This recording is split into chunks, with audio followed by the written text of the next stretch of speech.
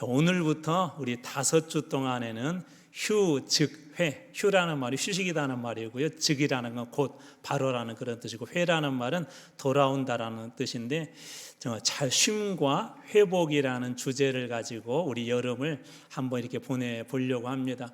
어느 때보다도 힘들고 어려운 시간들 보내고 있는 우리 많은 분들이 계시는데요. 이번 우리 5주간 동안에 우리 휴, 즉, 회, 이 말씀을 통하여서, 이 주제를 통하여서 삶이 회복되어지고 또 새롭게 출발할 수 있는 그런 영적 디딤돌이 되는 이 여름 다 되실 주님으로 축원합니다. 오늘 첫 번째 시간으로 잘 쉬어야 잘 회복된다, 잘 쉬어야 잘 회복된다라는 제목으로 말씀 나누도록 하겠습니다. 최근에 장마 기간 동안에 한 여성 택배원의 그 죽음에 대한 뉴스가 이렇게 기사로 나왔습니다. 여성이었었고요. 또 이렇게 새벽 배송을 했어야 됐고, 또 그 새벽에 배송 일을 하다가 장맛비 때문에 어려운 일을 당했다라는 그런 소식입니다. 그리고 지난 5월 28일은 저녁 8시 반부터 7시까지 하루 10시간 반 동안 노동을 하고 또 택배 일을 했던 40대 한 젊은 남성의 갑작스러운 그런 과로사로 인한 죽음에 대한 그런 뉴스도 본 적이 있습니다. 열심히 사는 분들의 모습인데 아름답게 보여야 되는데 왜 그렇게 보이지 않는 것일까요? 한병철 씨라고 하는 분이 쓴 책이 있는데요. 피로사회에서 이 같은 문제의 원인에 대해서 잘 이렇게 설명해 주고 있습니다. 그의 책에서 뭐라고 이야기를 하냐면 20세기 후반에는 새로운 변화 하나가 이렇게 있는데, 이전에는 부정성을 근간으로 이렇게 하지 말라라고 하는 그런 시대였다면 20세기 말 후반부터는 인간을 성과의 주체로 보고, 그리고 성과 사회를 살고 있다. 그래서 20세기 말부터 20세기 후반부터 지금 이 사회는 성과 사회다라고 그렇게 이야기합니다. 이 성과 사회의 특징은 뭐냐면 이 성과의 주체가 자기 자신이래요. 나 자신이라고 합니다. 그래서 성과주의의 이런 특징들은 성과의 주체가 자기 자신이 되어서 무엇인가를 더 높게 더 많이 이루려고 하는 그런 시대가 되었다는 것이죠. 그러면서 이런 구호도 많이 그때 당시에 등장했답니다. Yes, we can. Yes, I can. 난 할 수 있어. 난 할 수 있어. 라는 하는 이런 구호들이 많이 생겨났대요. 스스로 성과의 주체가 되어 자신의 능력과 성과를 통해 자신의 존재감을 확인하려는 인간의 자아는 점점 피로해진다는 것입니다. 그뿐만 아니라 이 더 높은 성과를 이루기 위해서 자기 자신을 학대하거나 소위 자기를 착취하는 그런 일들도 이렇게 벌어지고 있다고 합니다. 그래서 피로사회, 우리 성과사회를 피로사회라고도 하는데, 피로사회, 성과사회는 자기를 착취하는 그런 시대다라고 이분은 그렇게 이야기합니다. 만약에 스스로 설정한 요구에 부응하지 못하는 것들을 이렇게 만나게 되면 좌절감으로 이어지고, 이 좌절감은 우울증으로도 이어지기도 하고 또 스스로 인생에 낙오자다고 그렇게 판단을 내리기도 한다고 합니다. 이런 성과주의는 우리 세상에만 있는 것이 아니라 우리 교회나 그리스도인들에게도 동일하게 있습니다. 한국교회는 그동안에 엄청난 소위 성과를 거두었죠. 교회를 새롭게 짓는다거나 또 전도를 열심히 한다거나 또 교회 안에 수많은 예전에 비해서 헌금의 액수도 그동안에는 상당했습니다. 교회의 건물의 크기도 예전에 비해서 많이 커졌고 화려해졌고 훨씬 더 정교해졌고 훨씬 더 편리해졌습니다. 정말 멋진 교회들 가서 이렇게 보게 되면요, 외형상으로 멋진 교회 가서 보게 되면 애지간한 이 세상에 방송국보다 나은 그런 방송시설 한 그런 교회들도 있고요, 로비에 들어가면 애지간한 아주 정말 멋진 카페나 그런 것보다도 훨씬 더 멋진 그런 교회들도 많이 있습니다. 그런데 예전에 비해서 한국 교회는 피로에 찌든 것 같은 그런 모양새가 되어가고 있다고 합니다. 교회 안에 갈등의 문제 때문에 힘들어하는 사람들도 많이 생겨났고요, 이 갈등이 없는 것처럼 보이지만 언제 터질지 모르는 폭탄과 같은 그런 갈등이 존재하는 그런 교회들 혹은 개인들도 있다고 합니다. 교회에 와서 평안과 쉼을 얻고자 하지만 많은 분들이 교회에 와서 평안과 쉼을 얻기보다는 오히려 부담감을 갖고 오히려 힘든 그런 마음을 가지고 돌아가는 그런 경우들도 있다고 합니다. 그래서 어떤 사람들은 교회를 떠나서 교회에 다니지 않는 신앙인, 우리가 잘 아는 가나안 성도가 되기도 합니다. 그리고 심지어 이단으로 빠지는 사람들도 제법 있습니다. 이단에 가면 무엇인가 좀 평안할 수 있지 않을까, 이단에 가면 무엇인가 좀 더 확실한 것을 얻을 수 있지 않을까라는 기대로 이단에 빠진 사람들도 있습니다. 심지어 목사님들 중에도 사역에 탈진하여서 목회를 그만두는 그런 일들이 종종 발생하고 있습니다. 이처럼 한국 교회 역시 한국 사회만 피로 사회가 아니라 한국 교회 역시 피로 교회가 된 것 같습니다. 거기에 맞물려 한국 사회에 사는 것도 쉽지 않고 한국 사회에서 받았던 그런 피로와 스트레스들을 교회에 가지고 와서 좀 평안을 얻고 싶어 했지만 교회 안에서도 여전히 교회 안에서도 이런 성과주의나 또 사회에서 받았던 스트레스를 풀기는 역부족인 게 오늘 우리 교회의 현실인 것 같습니다. 과대한 경쟁과 성과주의 사회에서 받은 스트레스로 교회에 나가는 것만 해도 기적적인 분들이 많이 계십니다. 그냥 예배만 드릴 힘 정도만 있는 분들도 많이 계시는 것 같습니다. 그냥 예배만 드려도 나는 잘하는 거야, 그 정도로 그런 분들이 계시다는 거예요. 물론 이것은 그분들만의 문제는 아닙니다. 그분들이 잘못했다는 이야기도 아니고 우리가 가지고 있는 우리 사회와 또 우리 한국 교회 안에 일정하게 어느 순간에 들어온 이런 성과주의, 그리고 지도자들의 지나친 그런 성과주의에 매달린 그런 결과이기 때문에 이분들만의 문제는 아니라는 것이죠. 그래서 교회 안에서 열심히 사역은 하고 또 직분을 맡았기 때문에 그 직분은 감당해야 되겠고, 또 교회 안에서 오랜 기간 동안 또 이렇게 사역을 했기 때문에 당연하게 자연스럽게 사역은 하지만 기쁨이 없는 분들도 있습니다. 그리고 어떤 분들은 이제 사역도 하지 않고 쉬고 싶은 분들도 있습니다. 교회는 나오지만 신앙생활 전체에 피로도가 높은 분들도 아마 계실 것입니다.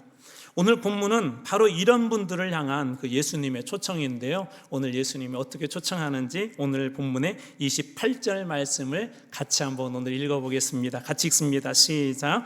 수고하고 무거운 짐진 자들아 다 내게로 오라. 내가 너희를 쉬게 하리라.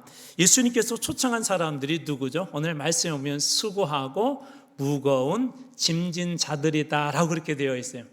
우리말에는 이게 별 감흥이 없는데 이게 원어로 보게 되게 되면 수고한다는 말과 무거운 짐을 졌다는 말은 조금 뉘앙스가 다릅니다. 비슷하면서도 다른데요. 수고한다는 말은 현재 분사 능동형이에요. 무슨 얘기냐면 내가 어떤 일에 대해서 스스로 헌신을 해서 열심히 수고했어요. 우리 교회에 이렇게 사역을 이런 부분에 사역자가 필요합니다 그럴 때 여러분이 지원하시잖아요. 스스로 그렇게 결단해서 지원도 하고 열심히 했는데 어느 순간 피로도가 쌓인 사람들을 바로 이 수고한 사람이라고 합니다. 반면에 무거운 짐진 자라고 하는 것은 현재 분사 이게 수동형이에요. 그러니까 누군가가 나에게 주어진 짐, 예를 들어서 권사님이니까 이 정도는 해주셔야 되잖아요. 권사님 이것 좀 해주세요. 본인은 그 의지와 상관없이 어쩔 수 없이 권사라는 직분 혹은 장로라는 직분을 가졌기 때문에 그것을 감당해야 되는 사람. 그래서 수고는 어떻게 보면 능동적으로 참여한 부분이라면 무거운 짐은 누군가에 의해서 또 어쩔 수 없이 맡게 된 그런 사역을 맡은 사람들. 그런데 이 자발적이든 비자발적이든 이것 때문에 피로도가 쌓여 있는 사람이 바로 이 수고하고 무거운 짐진 자들입니다. 거기에 덧붙여서 주님은 여기에서도 골라서가 아니라 그런 사람들은 한 사람도 빠짐없이 누구나 다 내게로 오라 그렇게 말씀하여 주십니다. 자이든 타이든 혹은 내가 열심히 사역을 해서 그런 상황에 빠졌던 그렇지 않던 주님께서는 이 모든 분들을 다 초청하고 있습니다. 교회 안의 봉사자들을 보면 스스로 하고 싶어서 하는 분들도 있지만 누군가에 끌려서 어쩔 수 없이 하는 분들도 있죠. 어떤 분들은 기쁘게 그리고 즐겁게 사역을 하지만 어떤 분들은 어쩔 수 없이 사역을 합니다. 어떤 분은 피할 수 없는 그런 자리도 있어요. 직분이 그 자리를 어쩔 수 없이 감당해야 될 그런 경우도 있다는 거예요. 오래전에 제가 알고 있는 한 그 집사님이 오랜 기간 남편을 이렇게 수발을 했어요. 그건 어쩔 수 없는 거잖아요. 남편과 아내의 관계이고 또 당연히 그 남편이 아플 때 아내가 돌봐줘야 되겠죠. 그런데도 그런 말씀을 하시더라고요. 목사님 너무 힘들어요 라고 그렇게 이야기하더라고요. 우리 직장 생활하는 분들 중에 가끔 목사님 할 수만 있으면 직장을 그만두고 싶어요 라고 너무 힘들다는 그런 얘기를 하세요. 그래서 그러면 집사님 좀 쉬세요 그러면 뭐라고 말씀하시냐면 그래도 나가야 돼요. 제가 버려야 우리 아이들 가르치고 그래도 우리 가정의 경제에 조금이라도 도움이 돼요 라고 그렇게 이야기합니다. 사람들마다 이처럼 모양은 다르지만 모두가 여기 계신 분들 한 분도 빠짐없이 수고하고 혹은 무거운 짐을 진 분들임을 우리는 다 알 수가 있죠. 어떤 분들은 자녀 문제, 어떤 분들은 돈의 문제, 또 우리 청년들은 인생과 미래에 대한 문제, 취업의 문제, 결혼의 문제, 질병의 문제, 혹은 관계의 문제 등 우리 각자에게는 수고하고 무거운 짐들이 다 있다는 것입니다. 모두에게, 그건 그리스도인이든 비그리스도인이든 예수를 믿는다고 해서 수고하고 무거운 짐이 없는 건 아닙니다. 예수 믿는 사람들에게도 어떤 모양이든 그 무게와 크기와 모양만 다를 뿐이지 수고하고 무거운 짐들이 다 있다는 거예요. 그러면서 주님 뭐라고 말씀하시냐면 다 내게로 온다면, 너희들이 오기만 한다면 내가 너희를 쉬게 하리라 라고 그렇게 말씀하십니다. 예수님께서 친히 내가 너희를 쉬게 하겠다라고 그렇게 약속하십니다. 만약 주님의 말씀대로라면 쉼은 우리가 어떻게 얻을 수 있죠? 만약 주님께서 우리에게 그렇게 쉬게 할 수 있는 능력이 있다면 진짜 쉼은 어디서 얻을까요? 그것은 우리가 주님께 돌아갈 때 그 주님 안에서 그 쉼을 얻을 수 있는 것입니다. 쉽게 말해서 우리에게 쉼과 회복이 없는 이유는 주님께 가지 않기 때문에 그렇습니다. 주님과 친밀한 관계가 없기 때문에 그렇습니다. 열심히 살고 열심히 주의 일을 하는데 정말 열심히 살았잖아요. 여기 계신 분들 대부분이 또 직분을 가지고 계신 분들은 그래도 자기 직분에 맞게, 자기 상황에 맞게, 환경에 맞게 나름대로 열심히 교회에서도 봉사하세요. 또 가정이나 또 집에 또 직장에서 사회에서도 그렇게 살아갑니다. 그런데 왜 지치는 거죠? 사역을 하는데, 주님의 일을 하는데 지치고 더는 이렇게 살고 싶지 않다, 더는 이렇게 예수 믿고 싶지 않다, 더는 이렇게 내가 봉사하고 싶지 않다라고 하는 그런 마음이 드는 이유는 뭘까요? 방금 주님께서 우리에게 내가 너희를 쉬게 하리라 라고 하는 이 말씀을 믿는다면 우리의 참된 쉼과 회복이 어디에 있음을 우리는 금방 눈치챌 수가 있습니다. 제가 한두 번 말씀을 드렸었는데요, 2006년에 제가 안산에서 이렇게 부목사로 있었을 때 정말 열심히 했어요. 그 앞에 2년 동안에도 열심을 했고 또 1년 동안 열심을 했는데 처음 2년은 최고로 어려운 교구를 맡았어요. 최고 어려운 교구. 어쩔 수 없이 가자마자 딱 거기가 비어 있었기 때문에 맡았었어요. 정말 열심히 했어요. 큰 문제 없이 2년 동안을 잘 마무리했어요. 그러니까 저희 목사님께서, 담임 목사님께서 그 다음에 어려운 교구로 보냈어요. 저기도 가서 좀 잘해봐라고. 근데 그것은 기본 1시간을 가야 됐어요. 자동차를 타고. 그래서 가서 이렇게 신방하고 또 열심히 전도하고 또 어느 때는 신방 시간이 좀 이렇게 2개가 텀이 있어서 하루는 시와 방조제 옆에다가 이렇게 차를 대놓고 이렇게 누워있는데 갑자기 막 눈물이 나는 거예요. 너무 힘들었어요. 목회자이고 또 정말 열심히 사역을 했고 또 주님께서 맡겨준 영혼 정말 부흥시켜 입었다고 열심히 그 마음을 가지고 사역을 했는데 왜 눈물이 나는지 그때 조금씩 깨달아지는 게 있었어요. 제 안에 많은 것들이 비어져 있었던 것입니다. 그동안에 채울 수 있는 그런 시간들이 없었던 것이죠. 여러분, 고속도로를 계속 차가 달리게만 하면 어떻게 될까요?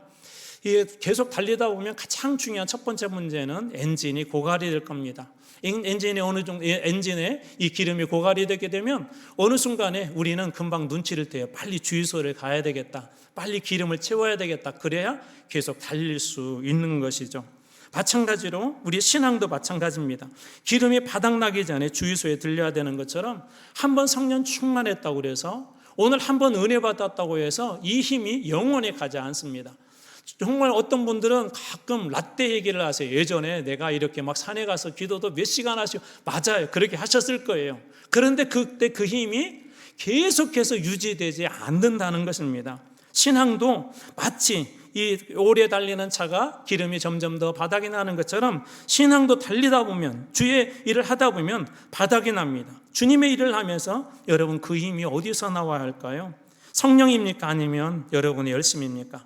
주님이 주시는 말씀입니까? 아니면 여러분의 확신입니까? 하늘의 능력입니까? 아니면 내 능력입니까? 자동차가 기름으로 가야 되는데 거기에서 그냥 내 마음대로가 열심히 그곳에다가 최고급 생수를 갖다 계속 부어넣는다 생각해 보세요. 열심도 있고 열심히 하지만 결국 그 자동차는 달리지 못할 것이고 자동차는 폐기해야 될지도 모릅니다. 예수님의 삶도 가만히 보면 정말 바쁘게 사셨습니다. 예수님께서도 저보다도 훨씬 더 바쁘게 사신 것 같아요. 너무나도 많은 사람들이 이렇게 몰려왔대요. 누가복음 15장 15절입니다. 예수의 소문이 더욱 퍼짐에 수많은 무리가 말씀도 듣고 자기 병도 고침을 받고자 하여 모여오되, 예수님의 소문을 듣고는요 수많은 사람들이 왔대요. 두 가지 목적으로. 첫 번째로는 말씀을 듣고, 얼마나 멋져 보여요. 그렇죠? 그다음에 두 번째로는 병 고침 받고. 예수님 오셔서 중요하게 했던 사역들 아니에요? 예수님께서 병 고치는 일, 그 다음에 말씀 사역, 가장 중요했던 첫 번째, 두 번째 사역이라고 말씀드려도 이게 이 예수님 사역에서 그만큼 중요한 사역이 두 가지 사역인데, 수많은 사람들이 몰려오니까 그 사람들 중에 고쳐야 될 사람도 많을 거예요. 그 사람들 중에 말씀으로 은혜 받아야 될 사람들도 많을 겁니다. 그런데 예수님은 그 군중들 앞으로 나서지 않고 이쪽으로 갔대요. 누가복음 5장 16절입니다. 예수는 물러가서 한적한 곳에서 기도하시니라. 예수는 물러가서 그 군중들을 피해서 한적한 곳에 가셔서 기도하셨다. 기도하려는 그 시간에 말씀도 더 전하고 병도 고치면 훨씬 더 좋잖아요. 그런데 오히려 한적한 곳으로 갔답니다. 무엇하러 가셨다고요? 기도하러 한적한 곳으로 갔다는 것이에요. 바꿔볼게요. 하나님과 만남의 시간을 갖기 위해서 한적한 곳으로, 하나님과 친밀한 교제를 하기 위해서 한적한 곳으로 갔다라고 합니다. 안산에서 사역을 가만히 생각해 보니까 열심은 했으나 주님과 친밀한 교제가 없었어요. 열심히 뛰다 보니까 몸도 자연스럽게 피로감에 쌓였겠죠. 새벽 기도는 의무적으로 나갔지만 기도에 감동이 없었습니다. 이 설교자이기 때문에, 목사이기 때문에 말씀을 늘 준비하고 가서 전해야 됐지만 말씀을 가득 다시 채우는 그런 자리들이 없었던 것입니다. 어느 순간 주의 능력이 다 바닥이 나고, 그리고 심지어 이제 제가 가지고 있었던 힘도 다 바닥에 나버린 것입니다. 여러분, 집을 나간 탕자를 기억하십니까? 얼마 동안은 아버지가 둔 돈으로 그래도 그 세상 속에서 살 수가 있었어요.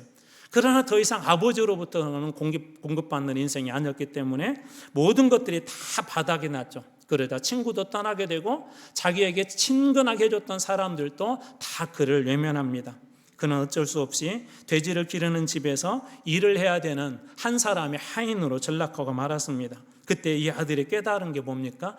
내 아버지 집에는 풍족한 것이 많다. 좋은 것이 많다. 이 아들이 깨달은 것이 그것 아니에요?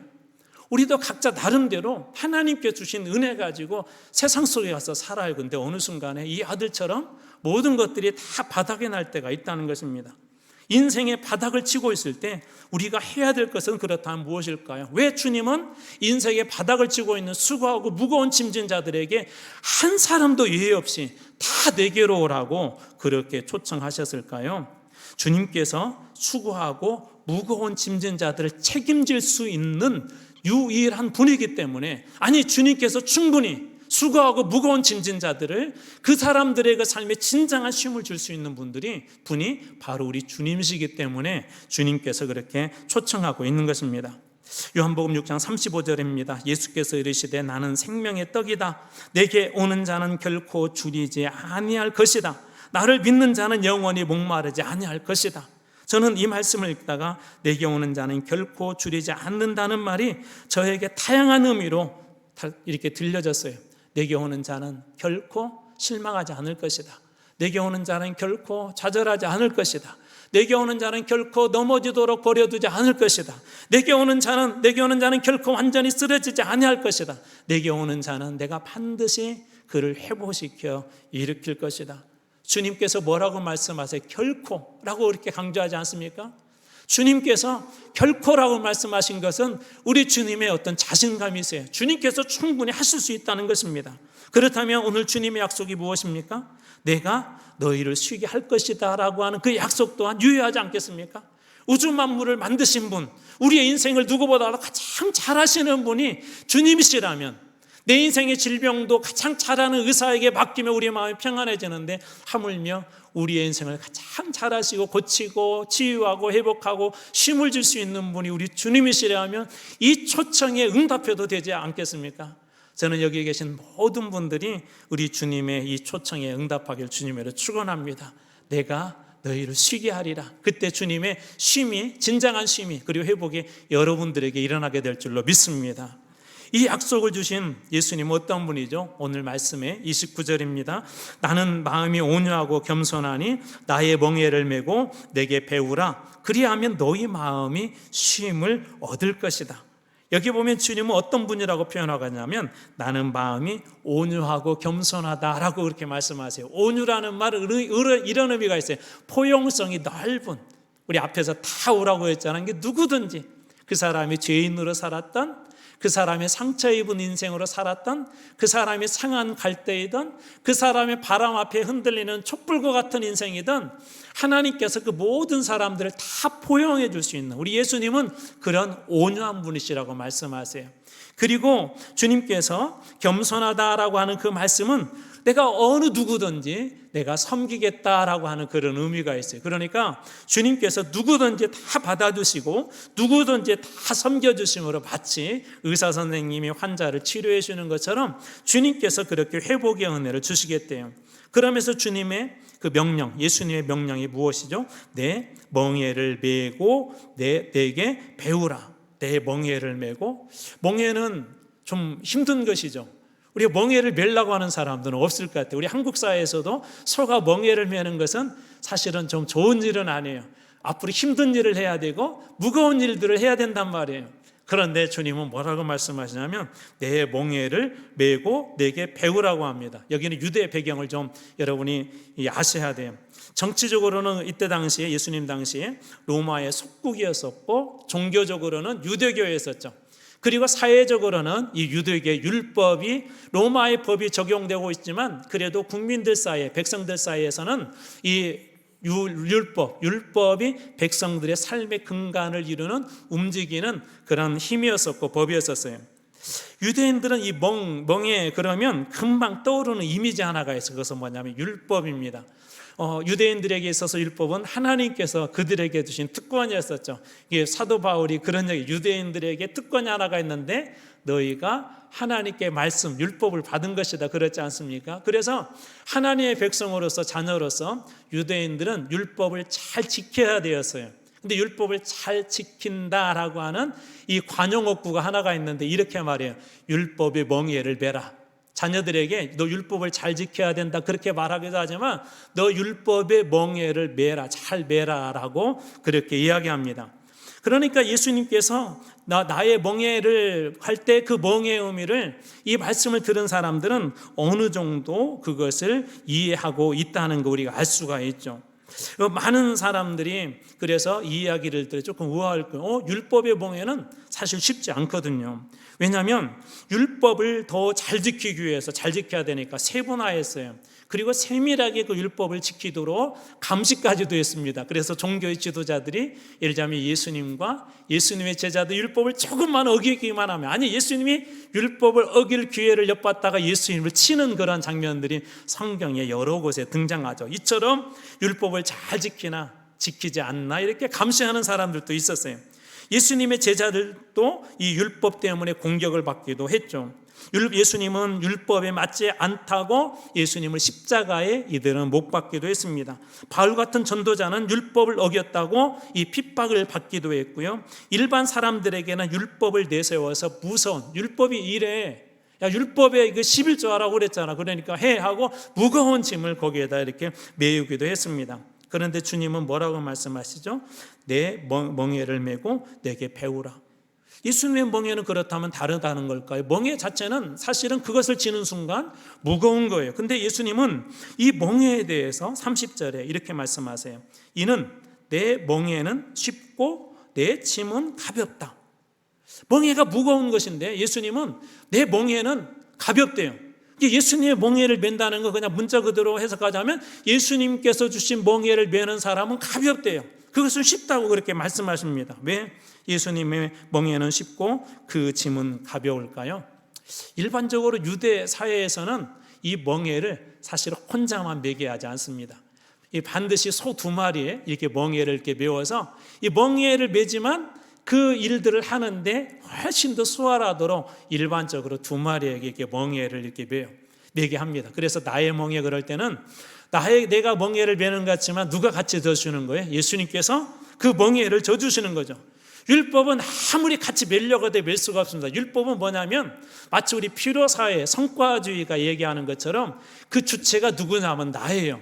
내가 열심히 무엇인가 행동을 해서 의롭게 돼야 되고 의롭게 될 때 하나님의 칭찬도 있고 구원도 있는데 문제는 뭐죠? 사도 바울이 고백한 것처럼 율법의 행위로는 절대로 구원을 받을 수 없다는 거예요. 우리가 신앙생활하면서 여러분들도 그런 분들 계시잖아요. 정말 나름대로 말씀대로 살아보려고 하는데 안 되는 거예요. 이 신앙이 없어서가 아니라 살아보려고 하는데 우리 인간의 구조는요, 율법을 다 지킬 수가 없어요. 그래서 율법을 지키려고 하면 할수록 뭐가 되냐면 이게 짐이 되는 거예요. 바울이 그러잖아요. 율법이 선한 것이 있는데 죄를 깨닫게 해준대요. 그래서 율법대로 살려고 하면 할수록 이것도 죄였구나, 저것도 죄였구나, 이것도 죄였구나 해서 오히려 짐이 훨씬 더 무거워지죠. 그래서 이 멍에가 율법의 멍에는 무거웠던 거예요. 근데 예수님의 멍에는 뭐죠? 예수님께서 우리에게 주신 것은 복음 아닙니까? 예수님께서 우리에게 주신 것은 예수 그리스도 안에는 결코 죄와 사망의 권세가 이길 수 없다는 그런 복음을 예수님께서 주시지 않았습니까? 그래서 예수님의 멍에는 가볍다라고 그렇게 이야기한 것입니다. 자, 그렇다면 참된 쉼은 어디서 올까요? 여러분들이 아무리 말씀대로 이렇게 살려고 한다, 그것이 나쁘다는 게 아니에요. 그렇게 사셔야 돼요. 근데 그것으로 해서 우리의 이 멍에가 가벼워지는 게 아니라는 거예요. 이런 것 있잖아요. 내가 누군가가 잘못했는데 내가 열심히 그 사람에게 막 섬겨줘서 잘못했으니까 그 미안한 마음에 이렇게 잘해줬어요. 그러면 조금이라도 마음의 부담감은 덜겠죠. 내가 잘해줬으니까. 그런데 그렇지 않다는 거예요. 그렇다고 해서 완전히 벗어날 수 없다는 것입니다. 그런데 주님께서는 뭐라고 말씀하시냐면 나의 멍에를 너희들이 먹게 된다면 그 멍에는 훨씬 더 가벼울 거야. 이게 무슨 얘기예요? 예를 들자면 우리의 인생은 마치 고장난 자동차하고도 비슷해요. 어떻게 하면 되죠? 고장난 자동차는 전문가에 가서 맡기면 된단 말이에요. 우리 병이 나면 전문가 의사에게 맡기면 되는 것 아닙니까? 핸드폰이 고장나죠. 우리나라 정말 좋은 나라죠. 우리나라 S전자회사는 가서 보면 금방 접수를 해도 바로 그곳에서 상담해 줍니다. 빠르면 그 자리에서 고쳐줍니다. 전문가에 가면 해결하지 못한 문제들도 쉽게 해결하죠. 인생의 문제, 멍에, 짐, 수고의 문제는 바로 우리 주님이 전문가이십니다. 그래서 주님께서는 다 내게오라고 말씀하시죠. 이런 신앙의 고백을 담은 찬양이 있어요. 여러분들 잘 아시는 찬양 중에 넘지 못할 산이 있거든이라는 찬양이에요. 우리 인생이 이렇게 가다 오면 정말 무거운 짐을 지고 홀라 넘지 못할 그런 산들을 만나기도 하고 인생의 풍랑을 만납니다. 한번 가사를 잘 들어보십시오. 넘지 못할 산이 있거든 누구에게 맡기세요? 주님께 맡기세요. 넘지 못할 파도 있거든 주님께 맡기세요. 우리 가야 할 길은 멀고도 험하지만 허덕이고 또 가야 하는 우리의 인생길이지만 이럴 때 우리는 누구를 의지해야 되겠습니까? 주님밖에 없습니다. 나는 그 길 갈 수 없지만 주님이 대신 가십니다. 나는 그 길 갈 수 없지만 주님이 계십니다. 그것이 나의 멍에를 메고 그래요. 그러니까 주님의 멍에는 내가 매는 순간 내가 매는 게 아니라 주님께서 사실은 메어주는 거예요. 나는 내가 무거운 짐을 지고 내 인생의 길을 가는 것 자체가 힘들고 어렵지만 주님께서 그것을 지어준다는 것입니다. 우리 인생의 멍에와 수고의 파도가 몰려올 때 그렇기 때문에 해야 될 것은 뭐예요? 주님께 맡기는 거예요. 주님께 아뢰는 것입니다. 그래서 참된 쉼은 주님께 돌아갈 때 참된 쉼이 우리들에게 주어집니다. 우리 그리스도인들의 쉼은 다른 게 아니에요. 여러분들이 열심히 무엇인가 문화활동을 하고 캠핑을 하고 또 이렇게 고기를 구워 먹는다거나 맛있는 것을 먹는 것들이 조금 도움은 될 수 있을 거예요. 그런데 진짜 회복은 어디에서 일어나면 하나님과 예수 그리스도와 친밀한 관계가 회복되어지게 되면, 그 주님 앞에 나가게 되면 그 순간 그 무거운 짐은 누가 져주신다고요? 주님께서 대신 지어주신다는 거예요. 이런 의미에서 볼 때 주일은 어떤 날이에요? 주님께 피하는 날이죠. 쉼과 회복에 있는 날이죠. 너무 아프고 힘들 때 병원을 찾아 약을 받고 혹은 주사를 맞고 혹은 작은 수술을 받고 힘을 얻고 회복되는 것처럼 주님의 날은 어떤 날이에요? 우리 주님의 날이지만 주님 앞에 와서 맡기는 날이에요. 아픈 그대로 오셔도 괜찮아요. 속상한 그대로 오셔도 괜찮아요. 상처난 그대로 오셔도 괜찮아요. 왜? 주님께서 다 오라고 하셨으니까. 여러분 인생에 죄악으로 찌들어 있어도 괜찮아요. 주님께서 뭐라고 말씀하세요? 다 오라고 하셨으니까. 내가 그런 너희들까지도 참으로 내가 쉬게 해줄게. 내가 그 무거운 죄의 짐 다 벗겨줄게. 내가 내 인생의 힘든 여정들 내가 다 알아. 그거 다 벗겨줄 거라고 우리 주님께서 말씀하여 주시지 않습니까? 이 주님의 날이 어떤 날입니까? 창세기에는 이렇게 기록되어 있더라고요. 창세기 2장 3절, 하나님이 그 일곱째 날 주님의 날을 복되게 하사 거룩하게 하셨으니 복되게 하사 거룩하게 하셨으니 복되게 하사 거룩하게 하셨으니. 여러분 주님의 날은, 우리 주님께서 이 제정한 이 날은 복되게 하고 거룩하신 날이래요. 주님께서 이 자리에 나온 인생들을 복되게 하시는 날이라고 그렇게 말씀하십니다. 주님이 복된 날이 아니라 이 주일이지만 우리가 복된 날인 거예요. 주님께서 우리를 위해서 치료해 주시고 회복시켜 주시는 그 날이 바로 이 주님의 날입니다. 앞에서 설명드렸던 우리 안산에서 사역 중에 지쳤을 때 주님께서 주시는 마음 하나가 있었어요. 그때 그 순간에 눈물이 나고, 야, 이렇게 하다가는 죽겠다라는 생각이 들었어요. 야, 이렇게 가다가는 더 이상 목회 못하겠다, 그런 생각이 들 즈음에 하나님께서 주신 마음 하나가 있었어요. 그 주님께서 주셨던 마음 뭐냐면, 야, 기도 시간을 좀 충분히 가져보면 어떻겠니? 라는 그런 마음이었었어요. 그래서 교회에 어느 그 교육을 핑계로 해서 이 기도원으로 올라갔습니다. 낮에는 교육을 받고 밤에는 하나님 앞에 그냥 기도했어요. 너무 힘드니까 그냥 힘든 대로 기도했어요. 하나님 힘들어요. 목회 못하겠어요. 이제 다 끝난 것 같아요. 그냥 그렇게 첫날은 탄식하고 마치 어린아이가 엄마 앞에 와서 짜증내는 것처럼 하나님 앞에 짜증내듯이 왜 불러놓고 저는 왜 이렇게 힘드나요? 하고 짜증내듯이 이렇게 하나님 앞에 내려놓았습니다. 그런데 둘째 날부터 기도가 바뀌기 시작했어요. 하나님 살려주세요. 하나님 살려주세요. 하나님 살려주세요. 그 순간 깨달은 것이 하나 있었습니다. 제 삶에 모든 것들이 다 비어져 있었어요. 바쁘게 살다 다 써버린 것이었어요. 텅 빈 은혜, 텅 빈 능력, 텅 빈 말씀, 텅 빈 영성, 텅 빈 사랑, 텅 빈 기도의 능력. 하나님을 믿고 하나님의 종이라고 했지만 제 영혼 어디에서도 하나님께서 주신 은혜의 작은 그림자조차도 발견할 수 없는 저를 보게 되었습니다. 그래서 저는 다른 기도를 할 수가 없었습니다. 그냥 하나님 앞에, 하나님 저를 제발 살려주세요. 제발 살려주세요. 주님 살고 싶어요. 제발 살려주세요. 이 기도가 유일한 그런 기도였었습니다. 그분의 능력과 말씀도 없었고, 아니 그림자조차도, 아니 흔적조차도 없는 제 자신의 텅 비어버린 그런 모습을 보게 되었습니다. 왜 이렇게 힘들까? 왜 이렇게 고통스러웠을까라고 생각해 보았을 때 주님이 문제가 아니었어요. 제 안에 채워지지 않은, 주님과 가까이 하지 않고 주님 앞에 기도하지 않았고 온전한 예배가 없었고 하나님과 만남이 없었고 주님께서 부으신 은혜를 다 닫아버리고 제 힘과 제 능력으로 살았기 때문에 이런 날들이 왔던 것이죠. 그날부터 저는 화, 수, 목 그리고 금요일 새벽까지 하나님 앞에 이 기도만 올려드려서 하나님 살려주세요. 하나님 살려주세요. 하나님 제발 살려주세요. 그리고 내려온 날 하나님께서 그날 저를 선교사로 불러주셨습니다. 그리고 여러분들이 잘 아시는 것처럼 한 선교지에 가서 12년 동안을 섬기게 되었습니다. 저는 오늘 주님의 말씀을 믿습니다.